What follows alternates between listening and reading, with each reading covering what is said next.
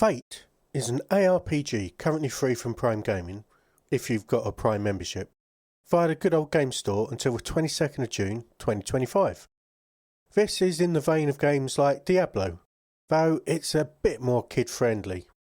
You're still going to be delving into dungeons, or rather in this case, one dungeon, to slay a ton of monsters. There's just less gory details and not a very apocalyptic setting. Fate has a simple premise. There's a boss on the 49th level of the dungeon, and a wizard wants you to kill it. Simple. It has a very different vibe to something like Diablo or Path of Exile. It has quite cartoon-like graphics, which really do change the feel. They look blocky in the selection screen, but in-game are better, though to me the animations seem a little bit limited. I mean, the game's from 2005, so that is understandable. It's not really something you notice when you're playing the game. You're too busy fighting a bunch of monsters to really know that they don't have that much fluidity about them. The background music is quite bright, with lots of flutes piping, and there's some dramatic stings thrown in, regardless of what's actually happening. Bit weird. It's a good accompaniment to the decent sound effects. When you start the game, you've got a choice of 4 difficulty settings: Page, Adventurer, Hero and Legend. Unfortunately, the game doesn't tell you what any of these mean and what the differences are. I played the majority of the 17 or so hours I've had in the game on Adventurer, the second one. I did create a Legend character, the hardest difficulty, to see what's different. I did notice that things are pretty much double the price, and that instead of level 1 enemies on the first level of a dungeon, you get level 5 enemies. Character creation is pretty bare bones, to be honest. You can select gender, hairstyle and face, and whether your pet's a cat or dog, and then name yourself and your pet. That simplicity goes throughout the game, really. You've only got 4 things that make up the bulk of your playtime. You've got completing simple quests, fighting in the dungeon, collecting loot and killing stuff, levelling up your character, and finally, a weird one, not one you expect, fishing, which plays a much bigger part of the game than you'd expect, or maybe even more than you'd want. Let's talk about those quests. You pick these up from the town, which is your hub for trips into the dungeon. Stuff like kill Grebnog the Globlob on level 5 and bring me my crossbow back, that kind of thing. You'll get fame as a reward, which I'll talk about in a bit, gold and sometimes items for handing them in. If you did that quest for getting a crossbow back and really wanted to use a crossbow, you can just cancel a quest. You don't actually have to hand them in. This town hub also has your storage chest, a bunch of vendors, the quest NPCs, there's 6 of them, and 3 extra NPCs that are a little bit different. The first of these is the gambling guy. Very much Path of Exile style thing. You buy randomised items from his inventory and they turn into some type of high rarity item of that type. It's expensive, but of course you could get lucky. The second NPC is the enchanter, who enchants an item, for a price of course.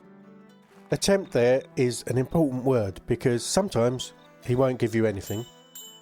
Sometimes he'll add a curse, just making your item worse. Sometimes he'll just take every enchantment from the item. I've actually had one very powerful item lose everything. On the flip side, he can give you unique improvements, random bonuses or add in slots for gems. And all of these stack on top of each other. I've had 10 or so enchantments on one item. The last NPC is something very new for me. It's a fame vendor. Fame is a bit of a weird one. You get it from completing quests, killing some named monsters, or paying this bard exorbitant amounts of gold to raise it up. It does 2 things.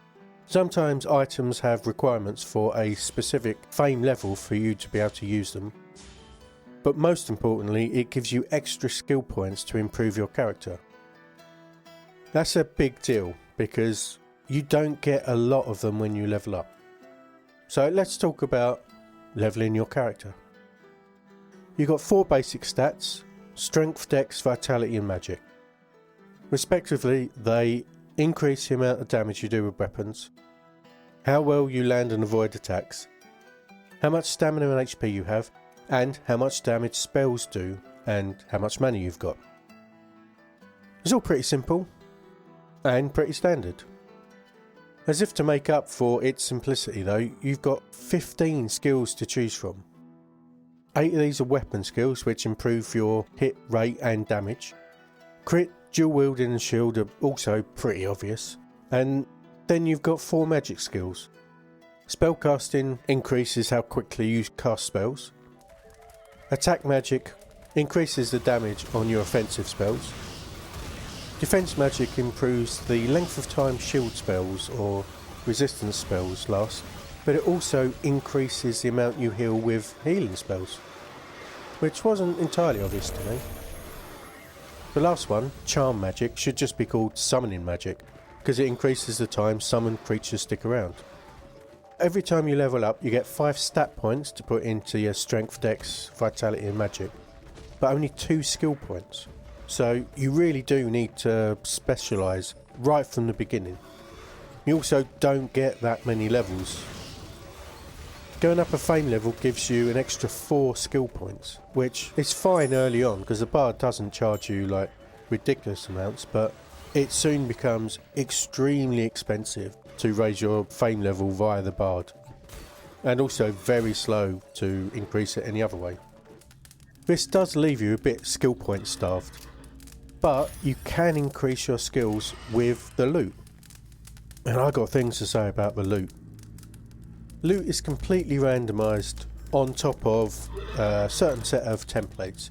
For example, you'll have staff with specific inbuilt modifiers like increase to defense magic skill. Then, depending on the rarity, you'll get a number of additional random bonuses.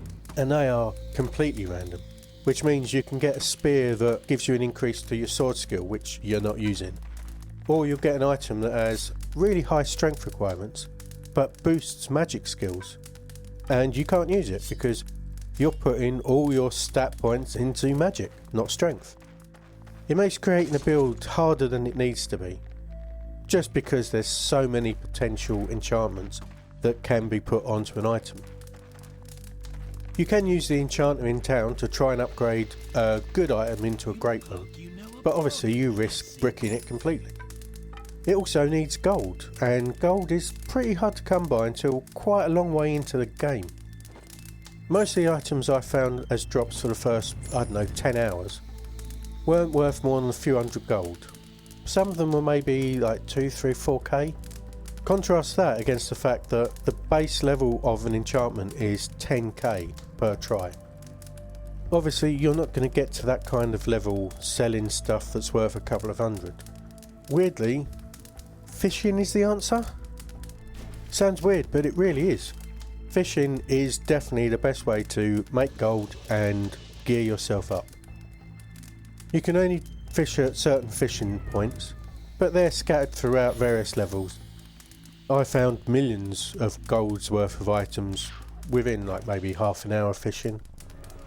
It was an odd choice to make fishing the main source of gold and items, but there is actually a sensible reason to fish in the game, which is catching fish that alter your pet. When you're in the dungeon, you're accompanied by your pet who jumps into battle alongside you. They can't be killed, but they can be reduced to 0 hit points, at which point they just run all over the place. They're no longer taking part in combat. The fish that you catch transform your pet into a range of more powerful monsters for a set amount of time. This obviously massively boosts your DPS and keeps enemies off of view quite a lot more. Fighting isn't all the pets are good for though. You can also pack a surprising amount of loot onto a tiny cat or dog, and then if you want to, you can send them back to town where they're smart enough somehow to sell all their inventory to a store owner before rejoining you. How long they're away for depends on the level of the dungeon you're in. I think it's 10 seconds per level. Now if you don't want the dungeon to reset and you want to just pop in and pop out, you can use a town portal scroll, or cast a spell if you have it, so it's not required to send your pet back. There are merchants in the dungeon as well, but sometimes they're not that convenient to get to. Combat in Fate is, well, it kind of suffers from a few problems that point and click ARPGs generally suffer from. First off is the simple difficulty of attacking when you want to or moving when you want to, rather than picking up an item or moving somewhere else or attacking the wrong thing. Some of the problem is solved by the inclusion of a standstill key, and it's a key, there's no controller support native to the game by the way. Holding the key down overrides movement, so you can keep ranged characters in place as you attack enemies. What it doesn't help with though is selecting a target. Monsters overlap with each other, making it really hard to see them, and also if you've got pets and summons, it can just be a confusing mess where you can't even see what you're trying to aim at. You can pretty much forget about prioritising an enemy that you really want to take out first. There is a bit of an issue too about monsters off screen attacking you when you obviously can't attack them back. I do want to say a few positives though. First off, there's a good range of spells available in Fate which you learn via scrolls. You have a limited number of spell slots, 6 each for attack, defense and charm spell. So you can't actually have all of the spells learnt at a time. You have to delete one to get a new one in.